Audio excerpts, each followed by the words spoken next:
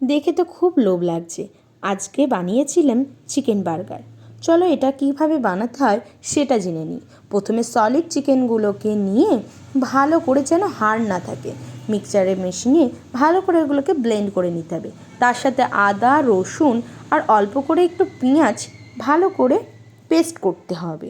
এইবার বানগুলোকে সুন্দর করে মাঝখান থেকে আমরা কেটে নেব, যেন সমান হয়, এদিক ওদিকে না হয়। তাতে কী হবে, দেখতে অনেক সুন্দরই লাগবে। বানগুলোকে সুন্দর করে কেটে নেবার পরে আদা পেঁয়াজ রসুনের পেস্টটা করে নিতে হবে। আদা পেঁয়াজ রসুনের পেস্টটা করে একটা পাত্রে রাখতে হবে, যে পাত্রে আমরা সব কিছু একসাথে মাখবো। এরপরে মাংসটাকে পেস্ট করতে হবে, তার মধ্যে দিতে হবে জিরের গুঁড়ো, লঙ্কার গুঁড়ো, নুন, গোলমরিচ আর ওই আদা পেঁয়াজ রসুনের পেস্টটা তো থাকবে।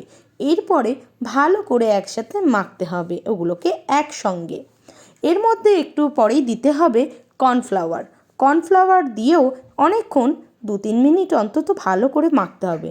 তারপরে গোল গোল করে সুন্দর করে বল করে নিতে হবে। বলগুলোকে একটা পাত্রে কর্নফ্লাওয়ার ছড়িয়ে ওর মধ্যে সমান করে পাতিয়ে পাতিয়ে দিয়ে প্যাটি বানাতে হবে। যে প্যাটিগুলোর গায়ে যেন একটু করে কর্নফ্লাওয়ার লেগে থাকে, তাতে কী হবে, ভাজতে আমাদের সুবিধা হবে। তারপরে তেল গরম করে, সাদা তেল গরম করতে হবে। তারপরে গোল্ডেন করে প্যাটিগুলোকে আমরা ভেজে নিতে হবে। বেশ গোল্ডেন করে প্যাটিগুলোকে ভেজে নিলে ভেতর থেকেও ভালো করে ভাজা হয়ে যাবে, আর ওটা খেতেও খুব টেস্টি লাগবে।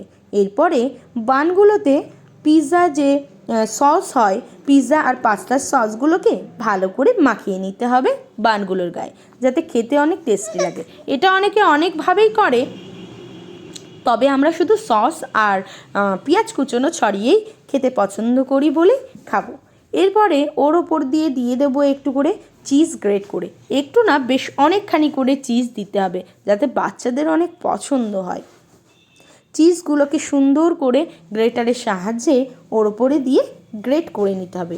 তারপরে কি, তাওয়া গরম করে বাটার লাগিয়ে ওগুলোকে এপিট ওপিট করে সুন্দর করে একটু টাইম নিয়ে হালকা আঁচে ওগুলোকে ভেজে নিতে হবে। ওপর পিঠগুলো ভালো করে ভাজা হয়ে গেলে তার পরের পিঠগুলো আবার উল্টিয়ে দিতে হবে, যাতে চিজটা ওই প্যাটির ওপরে মেল্ট হয়ে যায়। তারপরে কি, গরম গরম সার্ভ করো যে তোমাদের গোল্ডেন প্যাটি ফ্রাই বার্গার। যা খেতে হয়েছিল তা বাড়িতে না বানালে কখনোই বুঝতে পারবে না, একবার অন্তত ট্রাই করো।